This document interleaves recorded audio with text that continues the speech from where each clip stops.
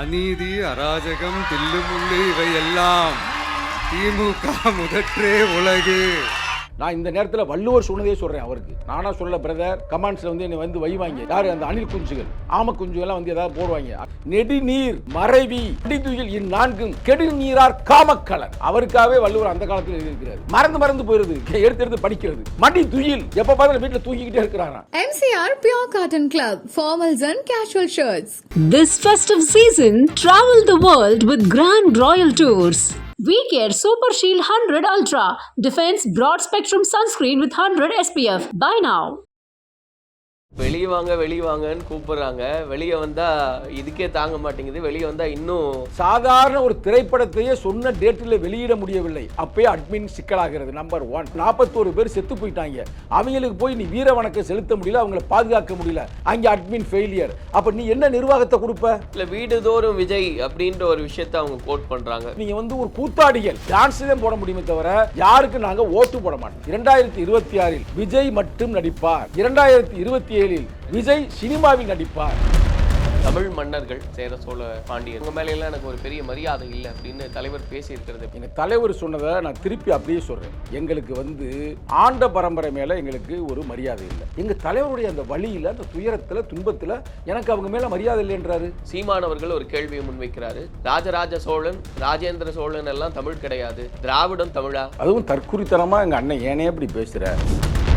தமிழர்கள் தான் நாகர்கள் தான் திராவிடர்கள். நான் சொல்லல, எங்க தலைவர் சொல்லல, புரட்சியாளர் அம்பேத்கர் சொல்றாரு. அவர் என்ன தமிழரா? சீமான் கேட்ட கேள்வி அப்படின்றது வந்து திராவிடம்ன்றது தமிழா? ஆமா, தமிழோட மிக்ஸ் ஆகுது. சமஸ்கிருதம் 10% மிக்ஸ் ஆனா அது தெலுங்கு, 80% மிக்ஸ் ஆனா அது வந்து கன்னடம், 50% மிக்ஸ் ஆனா அது வந்து மலையாளம். இன்னொன்னு சொல்றேன் பிரதர், இவங்களுக்கெல்லாம் எதுவுமே தெரியாது. தமிழ் தேசியம்ன்றாங்கல்ல, தமிழ் தேசியத்தின் தந்தை யாருன்னு தெரியுமா இவங்களுக்கெல்லாம்? எங்களை விட இவங்களுக்கு தமிழ்நாடு, தமிழ் மக்கள் மேல இவங்களுக்கு பாசம் இருக்கா? இந்த பிரச்சனைகளை எல்லாம் கிளப்புறது அப்படின்றது பாஜக எதிர்ப்புல நாங்க வலுவா இருக்கோம், அதை காமிக்கிறதுக்காக தான். உண்மையே சொல்றேன். உலகமைனா இதையும் சொல்லுங்களேன். திமுக மேடையில வந்து ராஜராஜ சோழன், ராஜேந்திர சோழனுக்கு நிகரா இன்னைக்கு முதலமைச்சரும் துணை முதல்வர் இருக்காங்கன்னு இல்ல மறைமுகமா திமுகவுக்கு எதிராகவே பேசுறீங்களா? மன்னர்களை மதிக்கலாம், தப்பல்ல. மன்னர்களை தூக்கி பிடிக்க வேண்டும் என்ற தேவையில்லை. நம்மோடு விசிகாவில் இருந்து திரு சங்கத்தமிழன் அவர்கள் இணைஞ்சிருக்காரு. அவர்கிட்ட தான் பேசுறதா இருக்கும். பேசுவோம். வணக்கம். வணக்கம். தலைவர் அப்பப்போ பேசக்கூடிய விஷயங்கள்லாம் கொஞ்சம் சர்ச்சையெல்லாம் ஏற்படுத்துது. அந்த விதத்தில் தமிழ் மன்னர்கள், நம்ம சொல்கிறதே தமிழ் மன்னர்கள் தான் சொல்கிறோம், சேர சோழ பாண்டியர்கள் எல்லாம். அப்படி இருக்கும்போது அவங்க மேலையெல்லாம் எனக்கு ஒரு பெரிய மரியாதை இல்லை அப்படின்னு தலைவர் பேசியிருக்கிறது எப்படி பார்க்குறீங்க? ஏன்னா கடுமையான எதிர்வினை ஆற்றுறாங்க அப்படின்னு பார்க்குறோம். எதிர்வினை ஆற்றுபவர்கள் வந்து தற்குறிகள், எந்த வகையான தமிழருடைய வரலாறே தெரியாதவர்கள். எங்கள் தலைவர் சொன்னதை நான் திருப்பி அப்படியே சொல்கிறேன். 4 பகுதியில் சொல்லியிருப்பார். எங்களுக்கு வந்து ஆண்ட பரம்பரை மேலே எங்களுக்கு ஒரு மரியாதை இல்லை. ஆண்ட பரம்பரை எல்லாருமே மக்களுக்கு எதிர்பார்ப்பாங்கன்றது ஜெனரலானது. மாமன்னன் அசோகனை தவிர நான் சொல்கிறது கான்செப்ட். சரிங்களா? அடுத்து என்ன சொன்னார் அவர்? அதை படிச்சிங்களா? அவருடைய எதை கேட்டீங்களா, கேட்கலையா? தமிழை வந்து வெளியே அப்புறப்படுத்தி சமஸ்கிருதத்தை சமஸ்கிருதத்தை உள்ளே கொண்டு வந்தது. இன்னும் சனாதனங்களை வளர்த்தெடுப்பது யார்? அந்த மன்னர்கள் ஆட்சி காலத்தில். அதில் கல்வெட்டுகளே சொல்லுது. கல்வெட்டு எல்லாமே என்ன சொல்லுதுன்னா, அந்த காலகட்டத்தில் ஏழைகளுக்கு வந்து ஏறக்குறைய 1/6 அப்படின்னா ஏறக்குறைய 18 விழுக்காடு வரி விதித்து இருக்கிறார்கள். 18 விழுக்காடு ஏழை மக்களுக்கு. ஆனால் பிராமணர்களுக்கு வரி விதிக்கவில்லை அப்படின்னு கல்வெட்டை சொல்லுகிறது. அப்போ அதை நம்ம ஏற்றுக்கொண்டு தான் ஆகணும். அடுத்து வேற என்ன சொன்னார்? தமிழ் அப்புறப்படுத்தினது அப்படின்றார். அதான் தமிழை வந்து அங்கே சமஸ்கிருதம் எப்படி உள்ளே வந்து பூந்துச்சு, இவ்வளவுதான் அவர் சொன்னது. அதோட இன்னொரு உண்மையை சொன்னது, ராஜராஜ சோழன், ராஜேந்திர சோழன் என்பது தமிழ் சொல்லாடல் அல்ல, அது ஒரு சமஸ்கிருத வேடு. அவருக்கு தெரியும் அவருடைய உண்மையான பெயர் தமிழ் பெயர் தான். சரிங்களா? அருள்மொழிவர்மன் என்பது தமிழ் பெயர் தான். ஆனால் ராஜராஜன் ஏன் வந்து புனை பெயரை வந்து சமஸ்கிருத சொல்லாடலை வாங்கிக்கிறாரு? இது எல்லாமே அறிஞர் பெருமக்களுக்கு தெரியும். எல்லாமே கல்வெட்டில் இருப்பது தான். நம்ம நடப்பது மக்களாட்சி. இந்த மக்களாட்சியில் வந்து மன்னனை மதிக்கலாம், தப்பு இல்லை. எங்கள் தலைவருடைய அந்த வழியில், அந்த துயரத்தில், துன்பத்தில் எனக்கு அவங்க மேலே மரியாதை இல்லைன்றாரு. அவ்வளோதான் முடிஞ்சுச்சு. அது எந்த மாற்று கருத்தும் இல்லை. அவர் வந்து எவ்வளவுக்கு வந்து தமிழ் மன்னர்களை மதித்தார் என்பதை நான் எங்கள் தலைவர் எதிர்த்து பேசுகிறாங்க அந்த சாட்டைகள், சவுக்குகள், அவங்களுக்கு நான் ஒன்று சொல்ல விரும்புகிறேன். 2010 நல்லா கேட்டுங்க, 2010 நாங்கள் ஒரு மாநாடு நடத்தினோம். அந்த மாநாட்டு பேரையே தமிழர் இறையாண்மை மாநாடு அப்படின்னு. தமிழருக்குன்னு ஒரு இறையாண்மை சொல்கிறோம். இந்தியாவுக்கு ஒரு இறையாண்மை இருக்கிறது என்றால் தமிழர்களுக்கு ஒரு இறையாண்மை இருக்கிறது என்று சொல்லி உலகத்திலேயேங்க, நான் தமிழ்நாடு மட்டும் சொல்ல, உலகத்திலே ஒரு மொழி சார்ந்தவர்களுக்கு ஒரு இறையாண்மை இருக்கிறது என்றால் அதுக்கு அர்த்தம் என்ன? அப்போ சொன்னப்பட்ட முழக்கம் தாங்க தாயகம், தேசியம், தன்னாட்சி வெல்வோம், அதுவே தமிழர் இறையாண்மை உலகுக்கு சொல்லும் சொல்லி முடிச்சுட்டு அவர் சொன்ன அந்த கருத்தை மட்டும் சொல்கிறேன் பாரு, அது கருத்து தான் நீங்கள் புரிஞ்சுக்கிறீங்க நினைக்கிறேன். ஏன்னா நேரடியாக அது சேரன், சோழன், பாண்டியனை நாங்கள் பாராட்டினோம். என்னம்மா சொன்னார்? தமிழருக்கு, அதாவது தமிழனுக்கு சொந்தமாக தாயக வேண்டும், தமிழ் பேசும் இனம் என்னும் தேசியம் வேண்டும், தம்மைத்தாமே அரசால ஆட்சியும் வேண்டும், தமிழர் கொடி உலக அவையில் பறந்திட வேண்டும், சேரநாடு, சோழநாடு, பாண்டியர் நாடு, செந்தமிழர் அரசாண்ட முத்தமிழ் நாடு, சேரநாடு, சோழநாடு, பாண்டியர் நாடு, செந்தமிழ் அரசாண்ட முத்தமிழ் நாடு, வீரநாடு, ஈழநாடு, வேங்கையர் நாடு, வீரத்தை பெய் சொல்லியும் புலி தமிழ்நாடு, வீரப்போரில் ஏந்தும் வில் சேரன்கொடி, வீறு கொண்டு பாயும் புலி சோழன்கொடி, விளையாடி துள்ளும் மீன் பாண்டியன் கொடி, விண்முட்ட பறந்ததுவே தமிழர் கொடி, கோட்டை கட்டி கொடிநாட்டி நாடு காத்தான், கோலச்சும் நல்லறத்தான் நீதி காத்தான், படைகட்டி பகை விரட்டி குடி காத்தான், பழந்தமிழ் இறையாண்மை பாதுகாத்தான். நாங்க தாங்க பாடுனோம், அப்படி தலைவர் தாங்க பாடினாரு. ஆனால் இல்லைங்க, நாங்கள் அவங்க வீரத்தை மதிக்கிறோங்க. உலகத்திலேயே நான் ஒரு சிவில் இன்ஜினியருங்க. இன்னைக்கு நம்ம பெரிய கோயிலில் அது கட்டப்பட்டு இருக்கின்ற அந்த கோபுரம் இருக்குது பார்த்தீங்களா, ஒரு சிவில் இன்ஜினியர் டெக்னிக்கல் வீடு அவங்களுக்கு மட்டும் தெரியும். சேப்பியரிங் கெப்பாசிட்டியை பார்த்து தான் ஒரு பில்டிங் நம்ம கட்ட முடியும். அந்த காலத்தில் பைலிங் ஃபவுண்டேஷன் இல்லை, எந்த வகையான ஷோரிங் சிஸ்டம் இல்லை. எப்படா கட்டினாங்கன்னு இன்னைக்கு இருக்கிற நியூ டெக்னாலஜி நாங்கள் மிரள்றோம். அதேமாதிரி நம்ம இது கட்டினாங்க கல்லணைக்கு டெக்னாலஜிலாம் இதுவரைக்கும் இப்போ கூட கண்டுபிடிக்கலைங்க. அவ்வளோ பெரிய டெக்னாலஜிங்க, அவ்வளோ அறிவாளிகள். அந்த அறிவாளியை தன்மையை மதிக்கின்றோம், உலகத்தையே ஆண்டார்கள் மதிக்கின்றோம். ஆனால் ஒடுக்கப்பட்ட மக்களுக்கு, ஏழை மக்களுக்கு, பொதுமக்களுக்கு என்ன செய்தார்கள் சொல்லுங்கள் நெறியாளர் அவர்களே. நான் அவங்கள பார்த்து கேட்கிறேன், ஒரு ஆள் சொல்லுங்க, அவங்க ஏழை மக்களுக்காக, ஒடுக்கப்பட்ட மக்களுக்காக இதை செய்தார்கள் என்று. அதனால் எங்களுக்கு மதிப்பு இல்லை. இன்னைக்கு ஆண்ட பரம்பரைன்றேன், அதுன்றேன், இதுன்றேன். அதுக்கெல்லாம் காரணம் என்ன? அதை வச்சு தானே சொல்கிறேன். இல்லை நான் இன்னொன்று சொல்கிறேன், நேரடியாக கேட்குறேன். அன்னைக்கு மன்னர்கள்லாம் ஆண்டாங்கல்ல நாட்டில், அதில் எவனா ஒரு பறைய ஆண்டானா சொல்லுங்கள் நெறியாளர்களே? ஒரு சக்கிலியன் ஆண்டானா, இல்லை ஒரு பல்லன் ஆண்டானா, இல்லை ஒரு கல்லன் ஆண்டானா? அவங்க வேற, அவங்களுக்கு என்னமோ பல பட்டங்கள் தர்றாங்க. இவங்களாம் சொல்லிக்கிடுவாங்க நாங்கள் அவங்க சத்திரியன்டா, அதுரா இதுரான்றாங்க. அது எல்லாமே ஒரு கட்டுக்கதைகள் தான் அவங்க பேசுகிறது. தலைவர் அடிப்பார், அதுக்கு அதை வச்சுருக்கேன், நான் கட் பண்ணியிருப்பேன். அதாவது எங்களுக்கு மன்னர்கள் மேலே எந்த கோபமும் இல்லை, எதுவுமே இல்லை. ஆனால் அவர் செய்து உண்மையாக பொய்யா? இது மாதிரி ஏழை வேலை எவனை ஆண்டானா சொல்லுங்கள் நெறியாளர் அவர்களே. ஆண்டவன் பூரா சத்திரியன் அப்படின்னு அவனை பட்ட வச்சுக்கிறேன். இப்போலாம் ஒரு சத்திரியனும் இல்லை. இல்லை, ஒவ்வொரு முறையும் இப்போ இந்த தேர்தல் வரும்போது ஒரு பேசு பொருளாக அதை மாற்றுறது, மொழி குறித்த ஒரு உணர்வு தூண்டும் விதத்தில் பேசுறது அப்படின்றது. ஏன்னா அரியலூரில் புகார் கொடுத்துருக்காங்க, வழக்கு பதிவு செய்யணும் அப்படின்னு சொல்லிட்டு சீமானவர்கள் ஒரு கேள்வியை முன்வைக்கிறாரு. சரி, ராஜராஜ சோழன், ராஜேந்திர சோழன் எல்லாம் தமிழ் கிடையாது, திராவிடம் தமிழா, அதையெல்லாம் நீங்கள் எப்படி ஏற்கிறீங்கன்னு கேட்குறேன். இல்லை, அதுவும் தப்பானது, அதுவும் தற்குறித்தனமாக எங்கள் அண்ணன் ஏனே இப்படி பேசுகிற.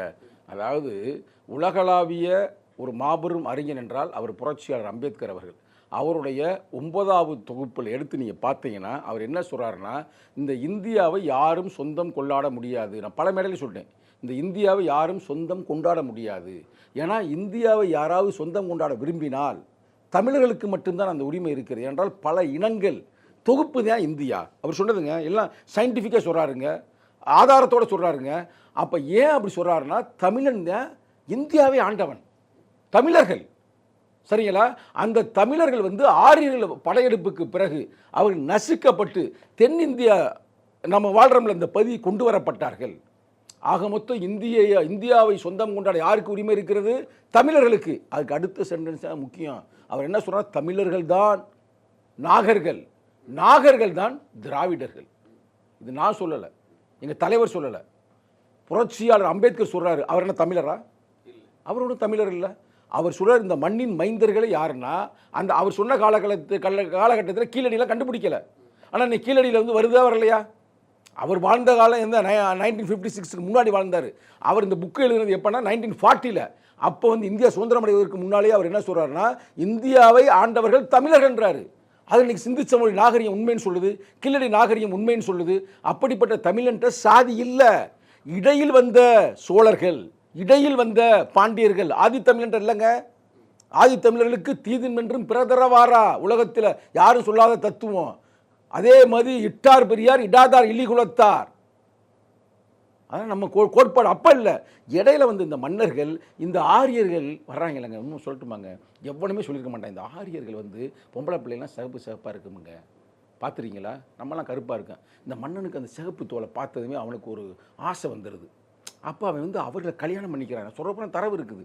கல்யாணம் பண்ணி முடிச்சுட்டு அவங்களுக்கு அள்ளி கொடுக்குறேன், இடங்கள், நிலங்கள், சொத்துக்களை கொடுக்குறேன். இது மாதிரி பல பெண்களை கூட்டிகிட்டு வாங்க, நான் வந்து இதை நிரப்ப வேண்டும், இதை அந்த புறத்தை நிரப்ப வேண்டும் என்று அப்படி செஞ்சிருந்தேன். அதில் தான் அவங்க வந்து ஆரியம் வந்து நம்மளை வென்றது. நம்மளை போட்டு அவர்கள் வெல்லவில்லை, அதில் மிக்ஸ் ஆயிருச்சு. அதான் உண்மை. இது பூரா வரலாற்று ஆசிரியர் அம்பேத்கர் அவர்கள் திராவிடம் அப்படின்னு கோட் பண்றாருன்றது ஓகே.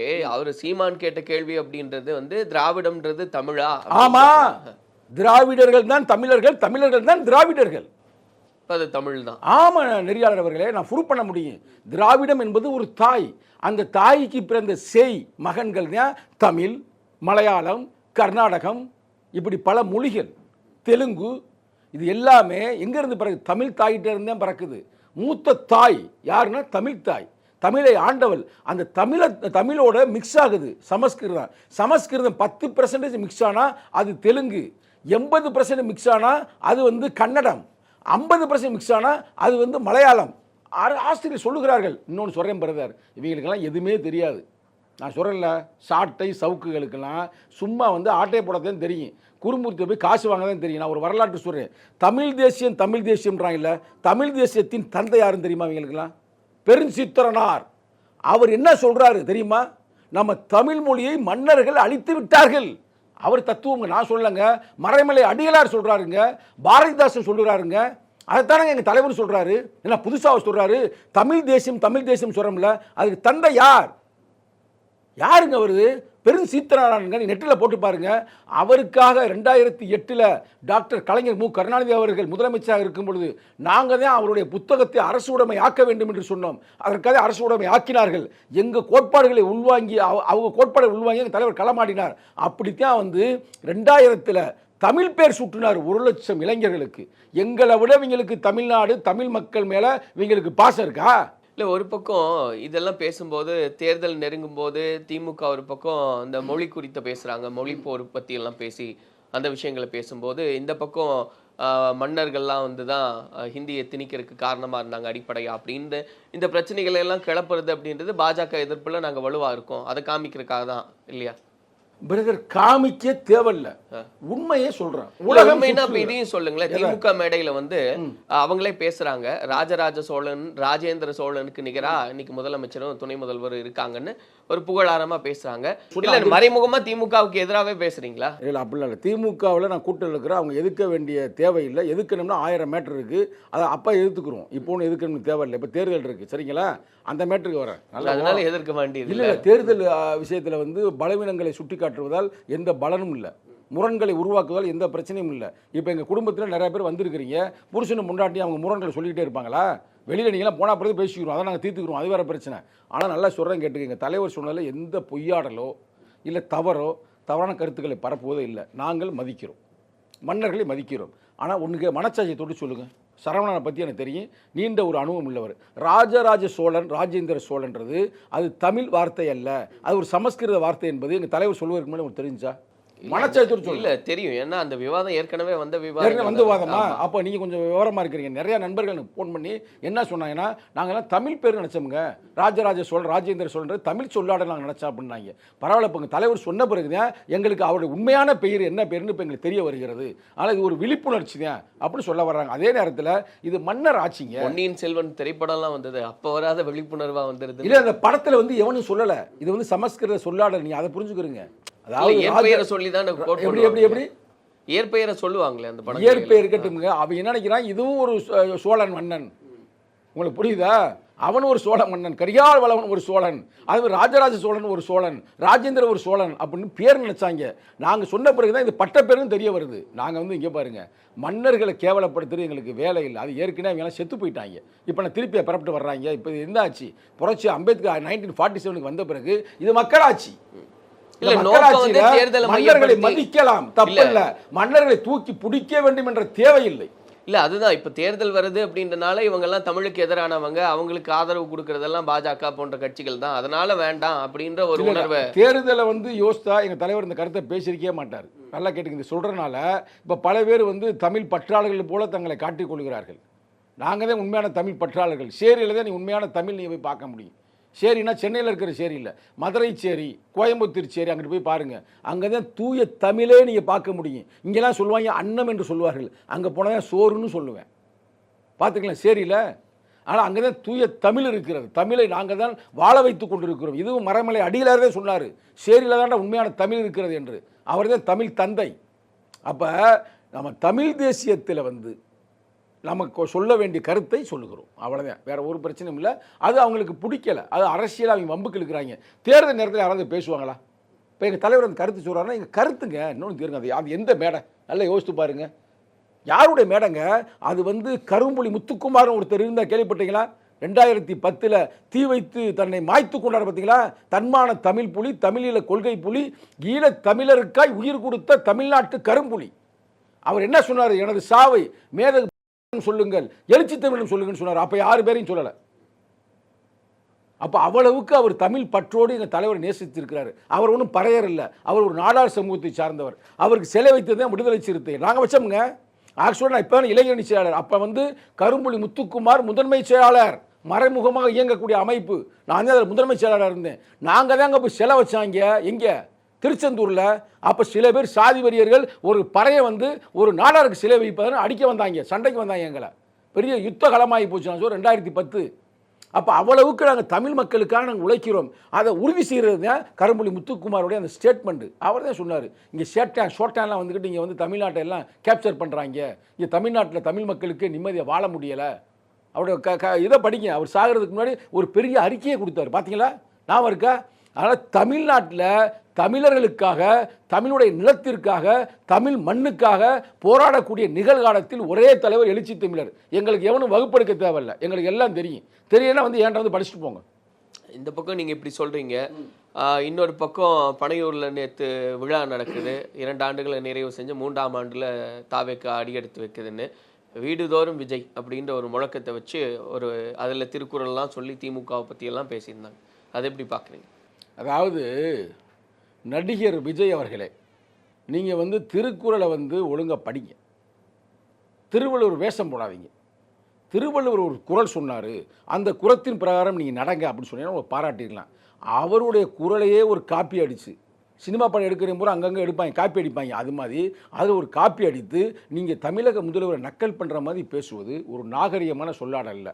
நான் இந்த நேரத்தில் வள்ளுவர் சொன்னதே சொல்கிறேன் அவருக்கு, நீங்கள் கேட்டதுக்காக. நானாக சொல்லலை பிரதர், கமெண்ட்ஸில் என்னை வைவாங்க. இருந்தாலும் நான் ஓப்பனாக சொல்கிறேனே, யார் அந்த அணில் குஞ்சுகள், ஆம குஞ்சுகள்லாம் ஏதாவது போடுவாங்க, அவங்களுக்காக நான் சொல்கிறேன். அதாவது உன் தலைவன்கிட்ட போய் சொல்லு, நான் சொன்ன குரலை போய் சொல்லு.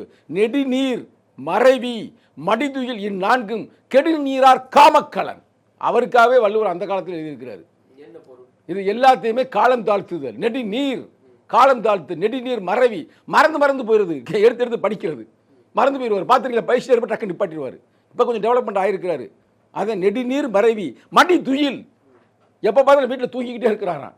இதெல்லாம் இருக்கக்கூடாது. இதெல்லாம் எவனுக்கெல்லாம் இருக்குதோ அவெல்லாம் கெட்டு போவதற்காக, அழிந்து போவதற்காக தனக்குன்னு ஒரு கப்பலை உருவாக்கிக்கிட்டு அந்த இதில் போவேன், கடலில் போவேன். அதான் கருத்து. நெடுநீர் மறைவி மடிதுயில் இந்நான்கும் கெடுநீரார் காமக்கலன்.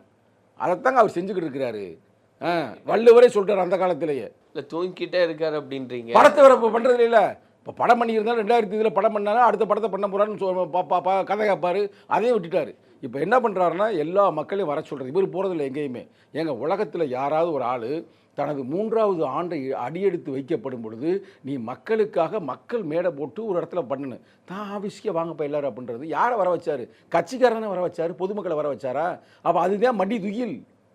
அதுதான் வள்ளுவன் அந்த காலத்தையே சொல்லியிருக்காரு. சோம்பேறித்தானே, வண்டி எடுத்துகிட்டு போகணும், கூட்ட நெரிசலில் போனோம்னா நசுங்கி போயிடுவோம், இல்லை நம்ம யாரும் நசுக்கி விட்டுருவோம் அப்படின்றத அந்த கோட்பாடில் இருக்கிறாரு. ஆக நான் ஒன்றும் வள்ளுவர் குரலை மாற்றிலாம் சொல்லலை, வள்ளுவர் சொன்ன அதே குரலத்தை நான் அப்படியே சொல்கிறேன். அதனால் எச்சரிக்கையாக இருங்க அன்பு தம்பி. சும்மா நீங்கள் பாட்டு அவன் எழுதி தர்றதை நீங்கள் படிக்காதீங்க. நீங்களாக ஒரு குரலை எடுத்து மனப்பாடம் பண்ணி அதை நீங்கள் பேசுங்க, நம்ம உங்களை பாராட்டுவோம். இல்லை வெளியே வாங்கன்னு கூப்பிட்றாங்க, வெளியே வந்தால் இதுக்கே தாங்க மாட்டேங்குது, வெளியே வந்தால் இன்னும் உங்களுக்கு தான் நெருக்கடியாக போகுன்றது. பிரதர், நான் ஒன்று சொல்கிறேன், தப்பாக எடுக்காதீங்க. நீ மக்களுக்கான ஒரு தலைவன் ஆகிட்டேன்னு சொல்கிற. அப்போ நீ மக்கள்கிட்ட போகணும், பாடுபடு, மக்களோடு கடத்தல் வேண்டும், மக்களின் பண்பாட்டு புரிதலோடு உழைத்திட வேண்டும், வீட்டில் உறங்கக்கூடாது, போதை போடக்கூடாது. ரைட்டா? அதில் தப்பு தம்பி. நீ ஒரு தலைவன் ஆகிட்ட. உன் படத்தை வெளியிடாமல் தடுத்தது யார்? யார்? ஒன்றிய அரசாங்கம். வாயை திறந்து பேசினியா? ஜனநாயகன்ற ஒரு படம் வரலை, அதை வாயை திறந்து பேசுறேன்னா இது பேர் தான் ஜனநாயகமான்னு நான் கேட்குறேன். ஜனநாயகம்னா என்ன? ஏவன் தப்பு செஞ்சாலும் தட்டி கேட்கணும். நீ தமிழக முதல்வரை மட்டும் தட்டி கேட்குறியே, நீ ஏன் அங்கே தட்டி கேட்க மாட்டேற? ஓம் படம் போட சங்கத்தமிழ் தட்டி கேட்டேன் இதே இடத்துல உட்காந்து, ஏன்டா படம் வெளியிடலை அப்படின்னு சொல்லி. ஆனால் நீ உன் படத்தை பேச மாட்டேற. அவையிலேருந்து என்ன அர்த்தம்? அங்கே பார்த்தா பையன் தூக்கி உள்ளே போட்டுருவாங்கடா, திவார் சிறைச்சாலையில் போட்டு விடுவான்ற பயத்தில் இங்கே மட்டும் நோண்டுறது. எங்கே? மாநில அரசாங்கத்தை மட்டும். அதெல்லாம் தப்பி தம்பி. நீ ஒரு பிரச்சனை வந்தால் எல்லாத்தையும் எதிர்த்து தான் பேசணும். உங்களுக்கு புரியுதா பொருளையா? இப்போ படம் வரலைங்க, 500 கோடி போட்டாங்கல்ல, ஏன் அவர் எங்கனையா வாய் திறந்து பேசலை? சொல்லுங்கள் பிரதர். சாதாரண ஒரு திரைப்படத்தையே சொன்ன டேட்டில் வெளியிட முடியவில்லை, அப்பயே அட்மின் சிக்கலாகிறது. நம்பர் 1. அது மட்டும் இல்லாமல் ஒரு மீட்டிங்கு நீ போகிற, 41 பேர் செத்து போயிட்டாங்க, அவங்களுக்கு போய் நீ வீர வணக்கம் செலுத்த முடியல, அவங்கள பாதுகாக்க முடியல, அங்கே அட்மின் ஃபெயிலியர். அப்போ நீ என்ன நிர்வாகத்தை கொடுப்ப? நான் முதல்வரானால் நாட்டை திருத்துவேன்னா உன் கையில் இருக்கிறதே திருத்த முடியல தம்பி. இதை திருத்து தம்பி நீ முதல்ல. இல்லை, வீடுதோறும் விஜய் அப்படின்ற ஒரு விஷயத்த அவங்க கோட் பண்ணுறாங்க. வீட்டுக்கு வீடு விஜய் அவர்கள் மேலே ஒரு அபிமானம் இருக்குது, அது நாளைக்கு வாக்கா மாறும், 4வது ஆண்டுக்கு வரும்போது அவர் முதலமைச்சராக. விஜய் ஒவ்வொரு வீட்லையும் இருக்கிறாரு, அதெல்லாம் மாற்று கருத்து இல்லை. எல்லா வீட்லேயும் டிவி இருக்குது. ஏன் வீடுதோறும் இருக்க கையிலே இருக்கிறாரு. எடுத்து விஜய்னு போட்டால் டான்ஸ் குத்துப்பாட்டை போட்டுருவார், குத்தாட்டத்தை போட்டுருவார். அன்னைக்கு மேடையிலே போட்டாரா போடல ஒரு ஆட்டத்தை போட்டாரா, அதுமாதிரி ஆட்டத்தை போட்டுருவார். விஜய் மட்டுமல்ல, நீ தனுஷுன்னு போடுங்க, அவரும் குத்து போடுவார், குத்தாட்டம் போடுவார். நல்லா இப்போ அவர் இப்போ நல்லா டான்ஸ் ஆடுறாரு. அது மாதிரி அவங்க எல்லாமே உள்ளே வந்துட்டாங்க, வீட்டுக்குள்ளே வந்துட்டாங்க. வீட்டுக்குள்ளே நீங்கள் ஒரு கூத்தாடிகள் டான்ஸ் தான் போட முடியுமே தவிர யாருக்கு நாங்கள் ஓட்டு போட மாட்டோம். சரிங்களா? அதெல்லாம் கன்ஃபியூஸ் ஆகாதீங்க. இன்னும் வீட்டுக்குள்ளே வந்துட்டாரா? இப்போ வீட்டுக்குள்ள தனுஷ் வரலையா, சூர்யா வரலையா, அஜித் வரலையா? சொல்லுங்க பிரதர். விஜய் அவர்கள் தான் ஏன் சூப்பர் ஸ்டார் ரஜினிகாந்த் வரலையா? இன்னும் நடிச்சுக்கிட்டு இருக்காரு அவரு. அதனால் அந்த கமல் வரலையா?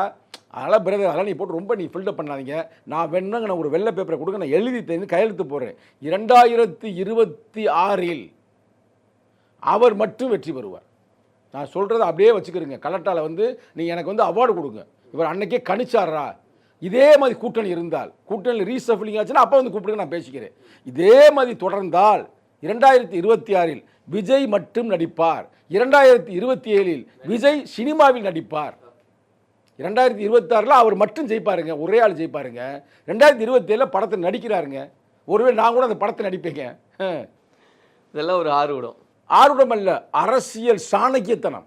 சரிங்களா? அரசியல் நாங்கள் அப்படி கடந்த 25 ஆண்டு காலமாக நாங்கள் படிச்சுக்கிட்டே இருக்கிறோம். அவர் மாதிரி திடீர்லாம் வரலை, சினிமாவில் நடிச்சுவிட்டு. நாங்கள் அரசியலை படித்த அந்த படிப்பின் மூலமாக எங்களுடைய கணிப்பு, அரசியல் கணிப்பு. 26 அவர் மட்டும் ஜெயிப்பார், 27 படம் நடிக்கிறாரு, 31 சிஎம் ஆயிடுவார், 31 கட்சியே இருக்காது. இப்போ இவர் கட்சி இருக்குதா? சரத்குமார் கட்சி இருக்குதா? இல்லை, கலைச்சிட்டேன். அவர் பயங்கரமாக சொன்னார், நான் அப்படிடா இப்படிறாரு. சிவாஜி கணேசன் கட்சி இருக்குதா? சிரஞ்சீவி கட்சி இருக்குதா? அது மாதிரி சொல்ற 2031 சங்கத்தமிழை இதே இடத்துல பேசுவேன். ஒரு அமைச்சர் எம்ஜிஆர் அவர்கள் ஆரம்பிச்ச கட்சி, ஒரு அமைச்சரா இருந்து பேசுவேன். அதை நான் சொல்றது நல்லா இதெல்லாம் சொன்னீங்க. எம்ஜிஆர் அவர்கள் ஆரம்பிச்ச கட்சி இருக்கு. எம்ஜிஆர் அவர்களோடு நீங்கள் விஜயை கம்பேர் பண்ணவே முடியாது. ஏன்னு கேளுங்க, அதை நிறைய பேர் கம்பேர் பண்றாங்க. எம்ஜிஆர் அவர்கள் வாழ்ந்த காலத்தில் யூடியூப் இல்ல, ட்விட்டர் இல்ல, சோசியல் மீடியா இல்ல. இப்போ டக்குன்னு இப்படி எடுத்து பார்ப்பாங்க, இந்தா எம்ஜிஆரை பார்த்துமே சொல்லிடுவாங்க, என்ன எம்ஜிஆர் டோப்பா வச்சிருக்கிறியா அப்படின்னு. இப்போ என்ன சொல்லுவாங்க, விஜய் நேற்று வச்ச டோப்பா வேறடா, இன்னைக்கு வச்ச டோப்பா வேறடா. அந்த அளவுக்கு சோசியல் மீடியா வளர்ந்து போயிருக்கு. இந்த காலத்தில் எம்ஜிஆர் இருந்திருந்தாலே தோற்றுருப்பார். நல்லா எழுதி வச்சுக்கோங்க. எம்ஜி ராமச்சந்திரன் ஒருவேளை நிகழ்காலத்தில் இருந்தால், இது சோசியல் மீடியா காலம், இது உங்கள் காலம், என்னுடைய காலம், கேமராமேனுடைய காலம். நீங்கள் நினைச்சீங்கன்னா, நேர்மை இருந்துச்சுன்னா, உண்மை இருந்தால் நீங்கள் மக்கள்கிட்ட கொண்டு போயிருவீங்க. நேரடியா சொல்றேன். இதுல ஏடிஎம் வருத்தப்பட கவலை இல்ல. ஒருவேளை இந்த நிகழ்காலத்தில் எம்ஜி ராமச்சந்திரன் இருந்திருந்தால், இந்த சோசியல் மீடியா காலத்தில் இருந்திருந்தால் தோத்திருப்பார். என்ன காரணம்னா, உங்களுக்கு டீட்டெயிலிங் போகுது, எல்லா டீட்டெயிலும் போகுது. இது மாதிரி மேடம் அப்பெல்லாம் அப்படி இல்லை.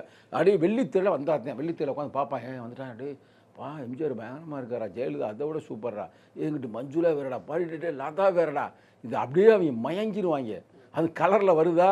அவங்க கலரான பிள்ளைகளே பார்த்துருக்க மாட்டாங்க. கேட்டால் இங்கே பாரா லதாவை பாரா, டே அப்பா பிரின்ஸ் மாதிரி இளவரசி மாதிரி இருக்குடா. அந்த இப்பெல்லாம் அப்படிலாம் இல்லை. சோசியல் மீடியா காலம் அப்படின்றீங்க, யாரும் அதுக்கெல்லாம் பயங்கர ஆட்கள் இல்லை அப்படின்னு அதையும் சொல்கிறீங்க. இன்னொரு பக்கம் வந்து விஜய் அவர்களுக்கு ரசிகர் கூட்டம் தான் வருது, அந்த கூட்டம்லாம் வந்து ஓட்டு போட மாட்டாங்க, கூட்டமாக வர்றாங்கன்னு. அவங்க என்ன பண்ணுவாங்கன்னா, சினிமா படத்தில் எப்படி படத்தை பார்த்துட்டு படுத்து தூங்குறாங்கல்ல, அதே மாதிரி இவங்க வந்து என்ன பண்ணுவாங்கன்னா, தியேட்டர் அன்னைக்கு இவங்க தியேட்டரை வந்து எல்லாம் பார்த்துட்டு முடிச்சுட்டு போய் தூங்கிடுவாங்க ஓட்டு போடாமல்.